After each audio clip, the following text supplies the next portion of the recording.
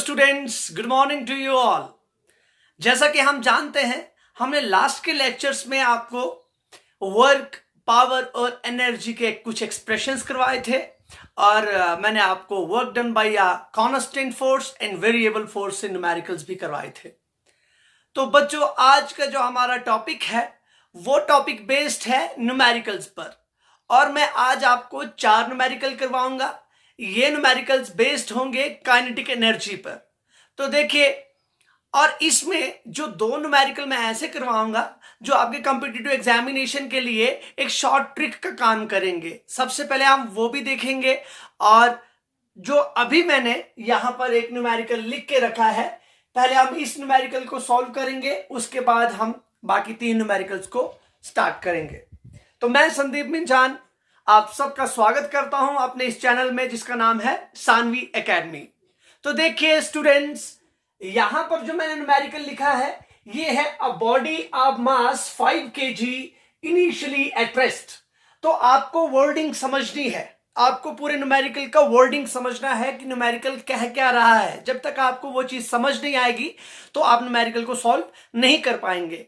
और आपको एक स्कीमेटिक भी बनाना होता है, मतलब आपको एक ऐसी चीज बनानी है जो वहां पर कही जा रही है। वो अपने कन्वीनियंस के लिए होता है क्योंकि उससे आप अपने न्यूमेरिकल को अच्छे तरीके से समझ पाते हैं। तो यहां पे बोला एक बॉडी बना दीजिए। सपोज ये बॉडी है, दिस इज बॉडी, और इस बॉडी का क्या बोला गया है कि इस बॉडी का मास जो है 5 kg है। It means mass of the body is 5 kg and initially at rest. It means ये अभी रेस्ट में है।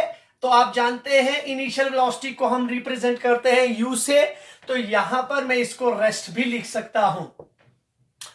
Is subjected to a force of 20 newtons. मतलब इस बॉडी पर, यह बॉडी पहले रेस्ट में थी, अब इस बॉडी के ऊपर हमने कुछ फोर्स लगा दिया और वो फोर्स है 20 न्यूटन्स का।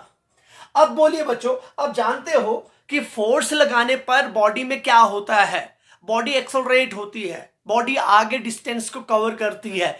इसका मतलब उसकी किस चीज पर फर्क पड़ता है, इनिशियल वेलोसिटी पर फर्क पड़ता है। अगर वो रेस्ट में थी तो वो बॉडी कुछ वेलोसिटी क्या कर देती है, एक्वायर कर देती है। What is the kinetic energy acquired by the body at the end of 10 seconds.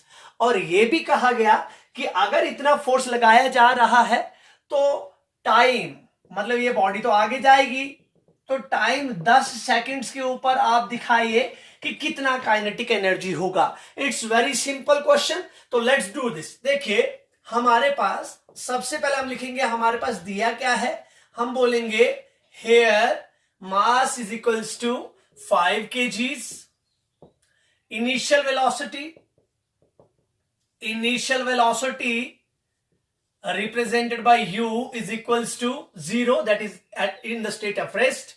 और उसके बाद ये चीजें दी है, उसके बाद आ गया force is equals to 20 Newton's.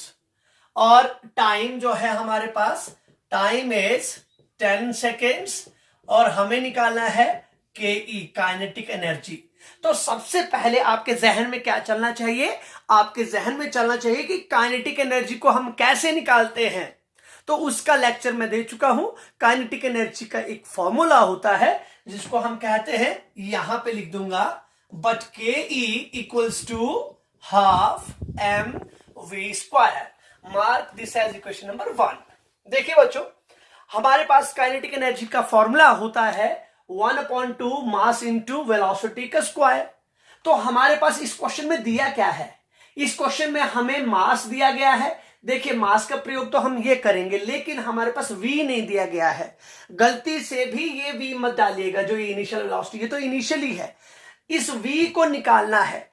तो देखो बच्चों, यहां पर लीनियर मोशन की अगर हम बात करें तो हम जानते हैं कि हमें अगर फोर्स दिया है और उसके बाद टाइम दिया है, तो हमें क्या निकालने की कोशिश करनी है, वेलोसिटी को निकालने की कोशिश करनी है। तो हम इस वेलोसिटी को कहां से निकाल सकते हैं, सबसे पहले हम अपने जहन में क्या करेंगे, हम अपने जहन में रखेंगे कि हमें 3 इक्वेशंस ऑफ मोशन के बारे में मालूम है कि वो क्या होती है। v equals to u plus a t, मैं 3 के 3 लिखना चाहूंगा। s equals to u t plus half a t square and v square minus u square equals to twice a s. देखिए इस इक्वेशन को देखिए, इसमें तो t का कोई प्रयोग ही नहीं है और इसका मतलब ये रिजेक्टेड हो गई। अब ये वाला इक्वेशन और ये वाला इक्वेशन यहां पर है, तो इनमें से किसको हम सेलेक्ट करेंगे? देखिए बच्चों, जो ये इक्वेशन है इसमें एस भी है, डिस्टेंस भी है, इसका मतलब ये भी रिजेक्ट हो जाएगा। ये पहला वाला इक्वेशन जो है ये हमारे काम का है, क्योंकि हमें v निकालना है और हमारे पास u है, हमारे पास 0 और t भी है, और a को हम कहां से निकाल सकते हैं? फोर्स से निकाल सकते हैं। कैसे निकाल सकते हैं? By applying the Newton second law of motion.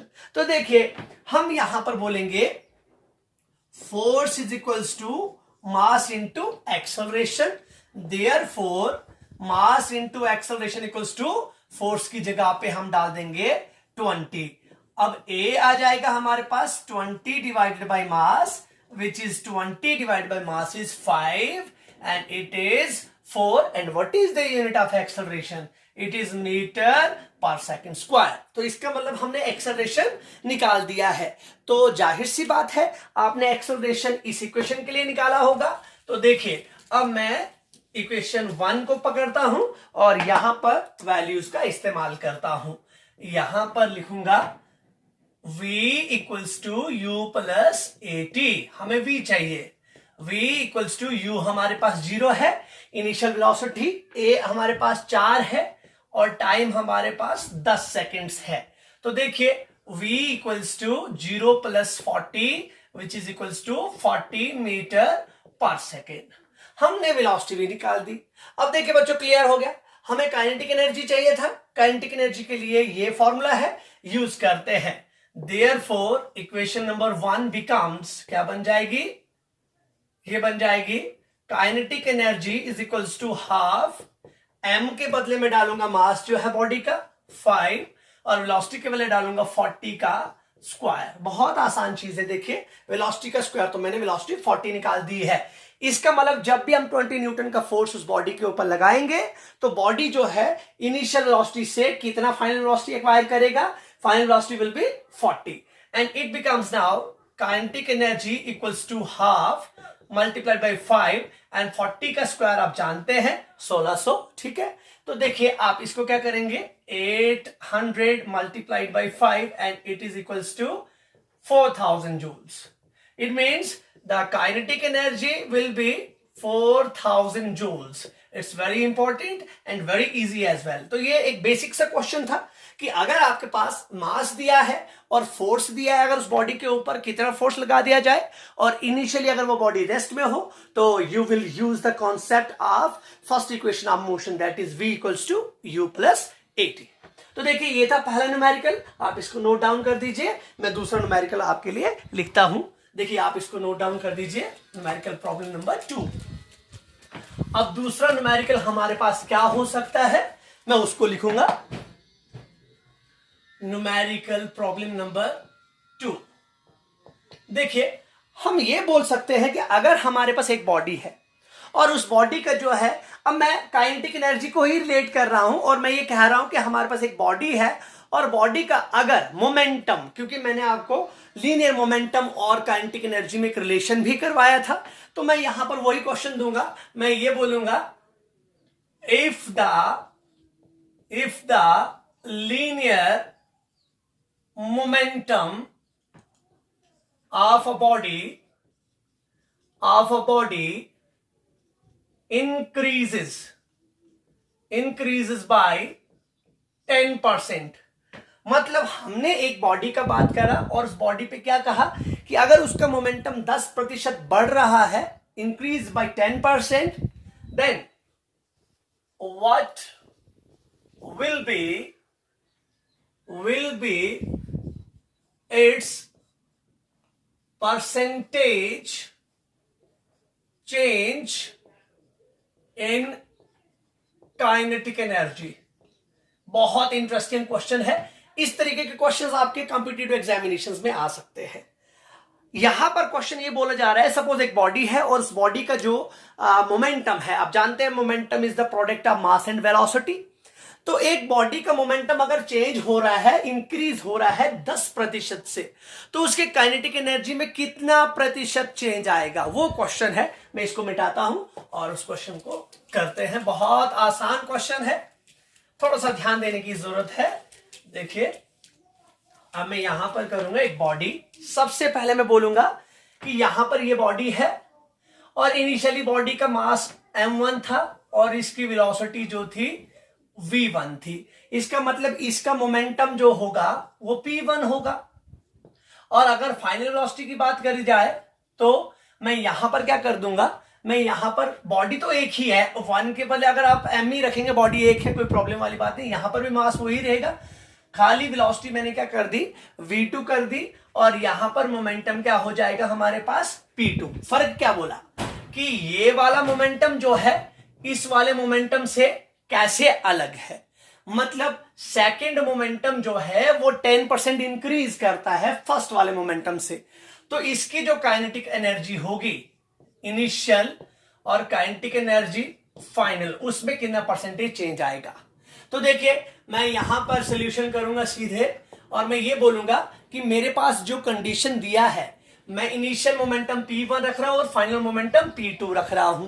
तो देखिए, यहां पर बोला कि linear momentum of a body increases by 10%, मतलब 10% से इंक्रीज हुआ है। तो यहां पर लिख रहा हूं initial momentum of the body having mass m, जिसका मास m है, इज p1। p1 मैंने इनिशियल मोमेंटम रख दिया। अब मैं यहां पर रखता हूं फाइनल मोमेंटम, क्या आ जाएगा, p2। यहां पर लिख रहा हूं atq according to the given question. Question के मुताबिक क्या दिया गया है, 10% इंक्रीज हुआ है, इसका मतलब p2 इससे 10% ज्यादा है। तो देखिए, मैं यहां पर लिखूंगा p2 इज इक्वल्स टू कितना ज्यादा, मतलब p1 plus 10% of p1, 10% of p1, मतलब p1 से 10% और ज्यादा है। तो हम यहां से कर सकते हैं p2 equals to p1 plus 10/100 of p1। तो देखिए, ये आ जाएगा हमारे पास p2 इज इक्वल्स टू, अगर मैं इसको 100 लिख दूं, ये आ जाएगा 100 p1 प्लस 10 p1। यहां से आप 1/10 भी लिख सकते थे, कोई प्रॉब्लम वाली बात नहीं है। p2 is equals to 110 divided by 100 p1। कभी भी आपके पास, ये तो मैंने आपको ऐसे करवाया, लेकिन अगर कभी भी जैसे 20% इंक्रीज हो जाए तो आप सिंपल ऐसा लिख सकते थे, p2 equals to 120 divided by 100 p1, आप ऐसा लिख सकते थे। और 15% इंक्रीज होता तो आप लिख सकते थे p2 equals to 115 divided by 100 p1। तो यहां पर 10% था तो हमें 110 डिवाइड बाई इसके बराबर करना था। तो बहुत इंटरेस्टिंग सा है, ये मैंने आपको करके दिखाया, पर आप सीधे डायरेक्ट करेंगे। ये आप कब करेंगे, जब आप बोर्ड के एग्जाम दे रहे हैं। याद नहीं भी करना चाहिए, कोई प्रॉब्लम नहीं है, लेकिन अगर आप कॉम्पिटिटिव एग्जामिनेशन में हैं तो वहां पर आप सीधे डायरेक्ट ऐसे करेंगे। क्यों करेंगे, क्योंकि इससे कैलकुलेशन आपका जल्दी हो जाएगा। देखिए, अब p2 इसके बराबर है। अब हमारे पास कंडीशन क्या है कि हमने बोलना है कितना काइनेटिक एनर्जी चेंज है, ये वाली कंडीशन हमारे पास है। इसको मैं सिंपली ऐसे भी लिख सकता हूं 11/10, लेकिन मैं ये कहूंगा कि mv2, देखिए मास तो वो होगा, वेलोसिटी 2 आ जाएगी, यहां पर आ जाएगा mv1। तो यहां से मैंने क्या कर दिया, मैंने m और m क्या हो जाएंगे, कैंसिल आउट हो जाएंगे, और यहां पर हमारे पास बचेगा v2 डिवाइडेड बाई v1। अगर v2 को ये v1 इधर लेके आ जाऊं, ये बचेगा 11/10। सिंपल ऊपर से ही आप काट सकते थे, 11/10 मींस v2 अपॉन v1। अब आप सोच रहे होंगे कि मैंने ये सब कुछ क्यों किया। तो बच्चों, मैंने ये सब कुछ इसलिए किया क्योंकि मुझे p का रिलेशन काइनेटिक एनर्जी के साथ देना है। वहां पर वेलोसिटी का प्रयोग हो सकता है, इसलिए मैंने ये पहले ही निकाल के रखा है कि अगर मुझे जरूरत पड़ी तो मैं वहां पर इस चीज का प्रयोग कर दूंगा। अब देखिए, काइनेटिक एनर्जी क्या आएगी। इनिशियल काइनेटिक एनर्जी हमारे पास आएगा, initial kinetic energy will B k1 या E1 रख दीजिए भाई।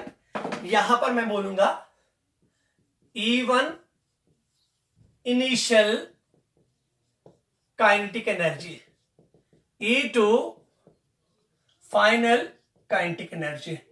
मैं एम इसलिए डाल रहा हूं क्योंकि बॉडी एक ही है, if the linear momentum of a body. तो देखिए यहां पर क्या हो जाएगा, अब मैं ये लिख सकता हूं कि अगर मैं कहूं कि E2 अपॉन E1 की बात करूं, सपोज मैंने एनर्जी E1 किसके बराबर होगा, हाफ mv1 स्क्वायर, ये देखिए फॉर्मूला काइनेटिक एनर्जी का, और E2 हो जाएगा हाफ mv2 स्क्वायर। बोलिए बच्चों, अगर इनका रेशो ले, आपका खुद का चॉइस है, E1 अपॉन E2 लीजिए या E2 अपॉन E1 लीजिए, वो आप पर डिपेंड करता है। तो मैं ऐसा लिख सकता हूं, Therefore E2 upon E1 is equals to, अब आप सोच रहे होंगे मैंने ये क्यों किया बच्चों, मैंने ये इसलिए किया क्योंकि 1/2m कैंसल आउट हो जाएंगे, V2 अपॉन V1 बचेगा, इसके लिए मैंने यहां पर निकाल के रखा, ये वाला वैल्यू हम डालेंगे। देखिए यहां पर आएगा half mv2 square divided by half mv1 square, half m और हाफ m क्या हो जाएंगे, कैंसल आउट हो जाएंगे, और इसको मैं लिख सकता हूं V2 अपॉन V1 का whole square. Now I can put the value V2 upon V1 equals to 11 upon 10 here. क्या आ जाएगा हमारे पास, यहां पर आ जाएगा 11 upon 10 square and it becomes E2 upon E1 equals to 11 का स्क्वायर 121 और यहां पर 10 का स्क्वायर आपके पास 100। तो देखिए सिंपल सी, यहां से ही मालूम हो रहा है कि कौन सी चीज बड़ी है, कौन सी एनर्जी बड़ी है। हमारे पास E2 बड़ा है, E2 हमारे पास क्या है, बड़ा है। देखिए यहां से clearly we can say that clearly E2 is greater than E1। बहुत सारे बच्चे सोच रहे होंगे कैसे E2 बड़ा है। तो देखिए बच्चों, जब हम इसको डिवाइड करेंगे तो 1.21 आ जाएगा, और 1.21 ये ऐसा बनेगा कुछ, E2 equals to 1.21 times E1। इसका मतलब E1 को इसके बराबर होने के लिए इतना ज्यादा, 0.21 टाइम्स ज्यादा है, इसका मतलब E2 is greater than E1। तो अब बोलिए, अगर E2 बड़ा है तो काइनेटिक एनर्जी में कैसा चेंज आया होगा, क्या काइनेटिक एनर्जी भी इंक्रीज हुई होगी, डेफिनेटली इंक्रीज हुई होगी, क्योंकि E2 तो मैंने फाइनल माना है ना। तो पर कितनी इंक्रीज हुई, कितना परसेंटेज इंक्रीज हुआ, दैट इज द क्वेश्चन। तो देखिए अब हम करते हैं, how can we calculate the percentage increase in that kinetic energy. That can be calculated by E2 minus E1 divided by E1 multiplied by 100। This is the formula, ये बहुत basic formula है, 8th 9th में आप पढ़ते हैं। Profit percent अगर आपको निकालना हो, लॉस परसेंट आपको निकालना हो, गेन परसेंट निकालना हो, तो ऐसे फॉर्मूले होते हैं। तो यहां पर किस पर निकाल रहे हैं कि कितना इंक्रीज हुआ। सबसे पहले हम बोलेंगे कि कितना इंक्रीज है, E2 में से E1 को माइनस करेंगे तो वो निकल जाएगा कितना इंक्रीज है, और डिवाइड बाई किसके ऊपर इंक्रीज है, E1 के ऊपर इंक्रीज है, multiplied by 100, that gives us the percentage value of that. तो देखिए अब इसको मैं ऐसा लिख सकता हूं, E2 डिवाइडेड बाई E1, इसके नीचे भी E1 है, minus E1 divide by E1, इसके नीचे भी है, multiplied by 100। It becomes E2 upon E1 की जगह पे मैं ये लिख सकता हूं 121 डिवाइडेड बाई 100। देखिए माइनस इसके बदले में 1 लिख सकता हूं, मल्टीप्लाइड बाई 100। अब देखिए इसका एलसीएम आ जाएगा आपके पास 100, और यह जाएगा 121 माइनस 100 मल्टीप्लाइड बाई 100। ये 100 और ये 100 क्या हो जाएगा, कैंसिल आउट हो जाएगा, और आपके पास बचेगा 121 माइनस 100 एंड इट बिकम्स 21%।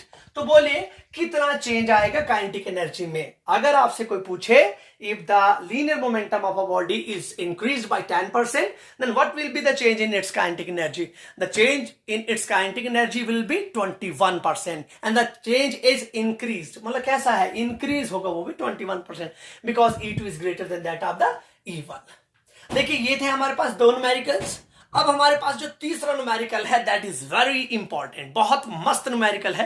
आप देखेंगे मतलब थर्ड वाला और फोर्थ वाला न्यूमेरिकल जो मैं अभी करवाने वाला हूं, न्यूमेरिकल प्रॉब्लम्स हैं, एक तरीके से हम कह सकते हैं कि कंक्लूजन्स हैं, जिसको हम न्यूमेरिकल देखते ही, वैल्यूज नहीं होंगे लेकिन न्यूमेरिकल को देख के ही, जब आपके पास कोई न्यूमेरिकल की वैल्यू दी होगी, आप जो मैं तीसरा न्यूमेरिकल करवाने वाला हूं, उसका जो कंक्लूजन होगा उसको देख के ही आप न्यूमेरिकल को सॉल्व कर पाएंगे। देखिए कैसा है, मैं न्यूमेरिकल प्रॉब्लम नंबर 3 को लिखने वाला हूं। अब मैं एक बॉडी नहीं बल्कि कितनी बॉडीज की बात करता हूं, 2 बॉडीज की बात करता हूं।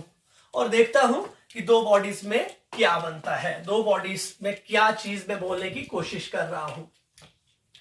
अब आपके पास, आप कॉम्पिटिटिव एग्जामिनेशन में बैठे हैं और आपके पास एक न्यूमेरिकल ऐसा आया है और जिसमें दो बॉडीज का, सपोज एक बॉडी और एक body, A body B body, इन दोनों बॉडीज का क्या बराबर दिया है, इन दोनों बॉडीज का लीनियर मोमेंटम जो है सेम दिया है। लेकिन मुझे नहीं मालूम कि ये दोनों बॉडीज जो है, इन दोनों बॉडीज का काइनेटिक एनर्जी पे क्या प्रभाव पड़ेगा। मतलब दोनों बॉडीज का momentum same, suppose it is m1 and it is m2, ये दो बॉडीज हैं having same linear momentum, then what will be the change, क्या फर्क होगा, क्या देखा जाएगा उनकी काइनेटिक एनर्जीज में। अब आपके पास सवाल क्या आ सकता है, सवाल यह है कि दो बॉडीज हैं having same linear momentum, one body is light, एक छोटी बॉडी है और एक बॉडी कैसी है, हैवी बॉडी है। तो बोलिए उनके काइनेटिक एनर्जीज के, लाइट बॉडी का कैसा काइनेटिक एनर्जी होगा और हैवी बॉडी का कैसा काइनेटिक एनर्जी होगा। यह सवाल ऐसा पूछा जा सकता है कि किस बॉडी का काइनेटिक एनर्जी ज्यादा होगा। तो मैं इधर क्वेश्चन लिख रहा हूं, it's a numerical problem number 3 और यहां पे डालता हूं, if a lighter and heavier, या लाइट लिख दीजिए, light and a heavy bodies, if the light and the heavy bodies have same linear momentum, then which body have large, या has, sorry grammatical problem है, has large kinetic energy। जो मैं कहना चाहता हूं वो शायद आपको समझ आ गया होगा। तो हम इसी का दूसरा क्वेश्चन कौन सा आएगा कि दोनों का काइनेटिक एनर्जी सेम और लीनियर मोमेंटम किस पर डिपेंड करता है। तो देखिए मैं क्या करता हूं, सबसे पहले तो मैं ये बोलूंगा कि उनकी जो सेम चीजें हैं उनको बराबर कर दो भाई। सोल्यूशन, सेम चीजें मोमेंटम है, इसका मतलब P1 इक्वल्स टू P2, दोनों बॉडीज का मोमेंटम क्या है, बराबर है। पर फर्क यह है, एक का मास m1 है और दूसरे का मास m2 है। अब वेलोसिटीज में भी तो फर्क आएगा, एक का v1 होगा और एक का v2 होगा। इसका मतलब हमारे पास कंडीशन ये है कि m1 v1 किसके बराबर है, m2 v2 के बराबर है। अब बोलिए इस कंडीशन को हम ऐसे भी कर सकते हैं, इसमें से मासेस को एक तरफ ले जाएंगे तो ऐसा आ जाएगा, m1 divided by m2 is equals to v2 divided by v1। इसको इक्वेशन नंबर 1 पुट कर देते हैं, क्योंकि ये हमारे पास क्या है, कंडीशन है। जब ये कंडीशन है तो हम क्या करेंगे, अब बात आते है काइनेटिक एनर्जी की। तो काइनेटिक एनर्जी के लिए क्या आ जाएगा, E1 आएगा हाफ m1 v1 स्क्वायर और E2 आ जाएगा हाफ m2 v2 स्क्वायर। तो बोलिए उसी तरीके से रेशो ले लेते हैं इनका। देखिए अब यहां पे आ जाएगा E2 अपॉन E1, आपकी इच्छा है E1 अपॉन E2 भी लिख सकते हैं, कोई प्रॉब्लम वाली बात नहीं है। m2 v2 square divided by half m1 v1 square. अब देखिए हाफ कैंसल आउट हो जाएगा और आपके पास फॉर्मूला बचेगा m2 v2 square divide by m1 v1 square. अब मैं यहां पर जाता हूं, मुझे रिलेशन चाहिए। देखिए v2 अपॉन v1 यहां पर है, v2 अपॉन v1 वो है m1 अपॉन m2 के बराबर। इसका मतलब मैं इसको ऐसा लिख सकता हूं, m2 upon m1 multiplied by v2 upon v1 का होल स्क्वायर, इसके ऊपर भी इसके ऊपर भी, और v2 अपॉन v1 की जगह पे m1 अपॉन m2 लिख सकता हूं। यह आ जाएगा m2 upon m1 multiplied by m1 upon m2 का स्क्वायर। तो ये चीज मेरे पास बन जाएगी m2 अपॉन m1 और यहां पर आ जाएगा into m1 square divided by m2 square. देखिए ये स्क्वायर और ये कैंसल आउट, हमारे पास बचेगा m1 डिवाइडेड बाई m2। तो इसमें से हमने एक चीज सीखी कि एनर्जीज का, ये मैं आपको समझाना चाह रहा था कि E2 अपॉन E1 का रिलेशन कैसा आएगा लास्ट में, M1 अपॉन M2, क्योंकि मासेस के साथ हम रिलेशन देखेंगे ना। मासेस ही तो कहते हैं कि मैं लाइट बॉडी हूं, और एक क्या कहता है कि मैं कौन सी बॉडी हूं, हैवी बॉडी हूं। तो बोलिए E2 का जोड़ीदार कौन सा है, M2, और E1 का जोड़ीदार कौन सा है, M1। तो ये इनवर्सली हो गए ना, क्या हो गए, इनवर्सली। इसमें से हमने कंक्लूड किया कि एनर्जी जो बोलती है वो तो बोलती है कि मैं मास के इनवर्स प्रोपोर्शन पर हूं। कौन से प्रोपोर्शन पर हूं, इनवर्स प्रोपोर्शन पर। मतलब जिस बॉडी का मास क्या होगा, जिस बॉडी का मास ज्यादा होगा उसकी काइनेटिक एनर्जी क्या आएगी, कम आएगी, और जिस बॉडी का मास कम होगा उसकी काइनेटिक एनर्जी क्या होगी, ज्यादा होगी। तो बोलिए हमारा क्वेश्चन क्या, आंसर क्या आ जाएगा, हम बोलेंगे द बॉडी,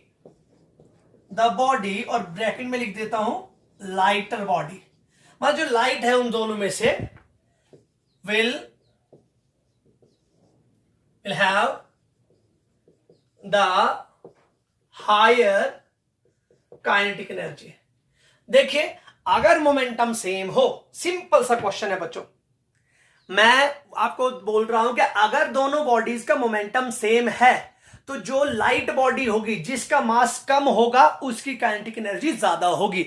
देखिए अब जो बच्चा कॉम्पिटिटिव एग्जामिनेशन में जाएगा उसके पास ऐसा क्वेश्चन आएगा, two bodies having masses 10 kg and 20 kg having the momentum 50 जो आपके पास यूनिट है केजी मीटर पर सेकेंड सेम। मतलब आपके पास अगर देखिए ये बोला हैविंग ये मोमेंटम ओनली, मतलब दोनों के लिए यही है, तो बोलिए आप क्या करेंगे, आप सिंपल ये बोलेंगे और ये बोला जाएगा कि बोलो किसका मोमेंटम, किसकी काइनेटिक एनर्जी ज्यादा। तो आपने बोलना 10 kg वाले की काइनेटिक एनर्जी ज्यादा होगी।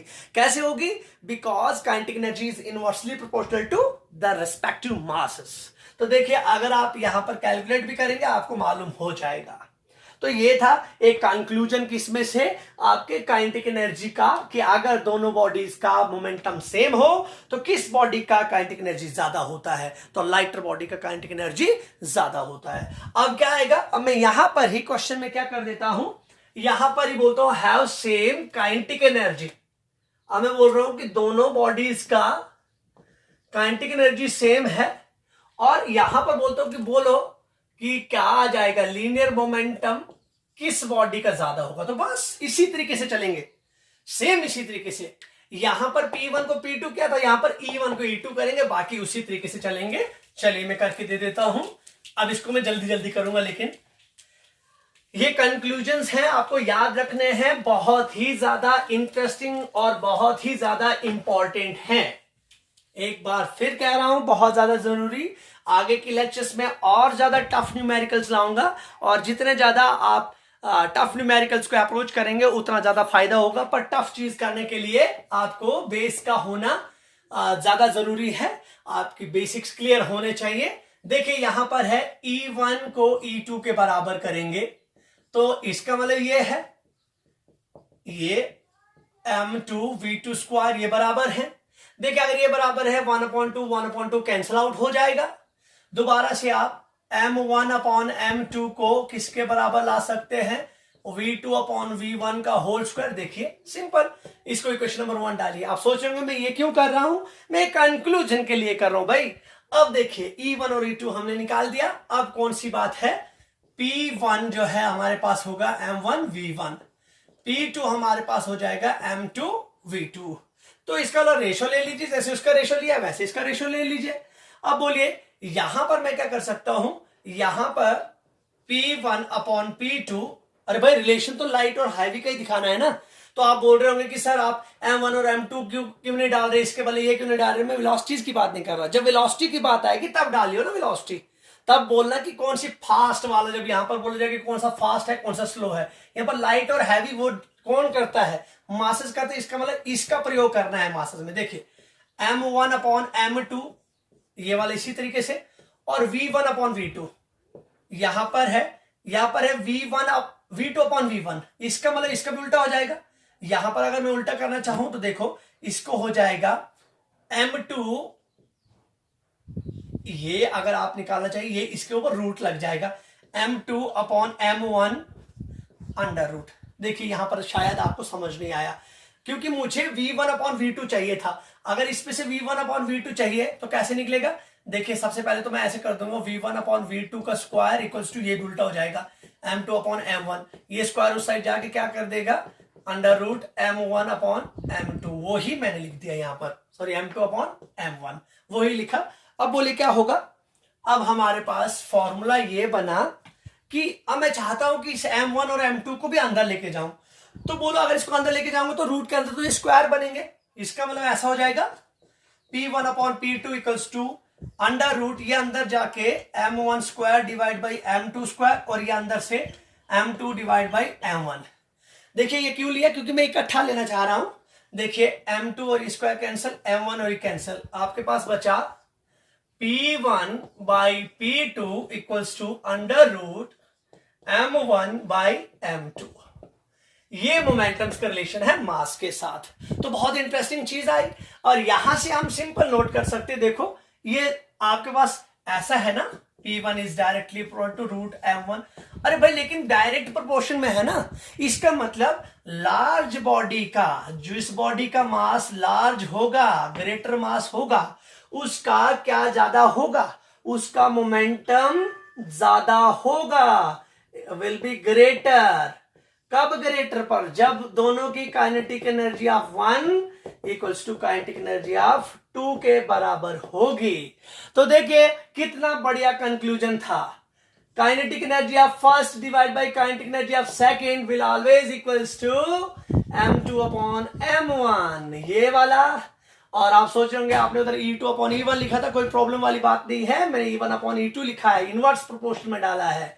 और मोमेंटम के लिए P1, अब यहाँ पर P1 अपॉन P2 लिखा था, आप ऐसे लिख दीजिए P2 अपॉन P1, यहां पर आ जाएगा M2 अपॉन M1। तो देखिए ये डायरेक्ट और ये रूट के रिस्पेक्ट में, तो सिंपल सा यही चीजें आप याद रखेंगे जब आप किसी कॉम्पिटिटिव एग्जामिनेशन में जाएंगे। तो आप इसकी बेसिस पर ये कह सकते हैं कि हैवी बॉडी जब होती है, जब दोनों बॉडीज का काइनेटिक एनर्जी सेम हो, एक बॉडी जो हैवी है और एक बॉडी लाइट है, तो हैवी बॉडी का मोमेंटम ज्यादा होगा।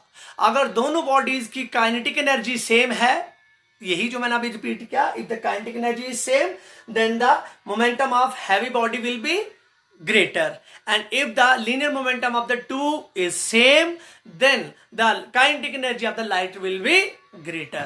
I am expecting कि आपको समझ आ गया होगा। तो इस वीडियो को अच्छे तरीके से देखिए, और डिस्क्रिप्शन में काइनेटिक एनर्जी का जो एक्सप्रेशन है कि हम कैसे काइनेटिक एनर्जी को निकालते हैं, मैं वो आपके लिए डाल दूंगा, और साथ में पावर और एनर्जी का एक लेक्चर है और वर्क से रिलेटेड भी मैं डिस्क्रिप्शन में डाल दूंगा। तो चैनल को सब्सक्राइब कीजिए, शेयर कीजिए और प्रेस कीजिए बेल आइकन को, ताकि सबसे पहले नोटिफिकेशन आप तक पहुंचे और आप इन लेक्चर्स का फायदा ले सके। Thank you so much, have a nice day.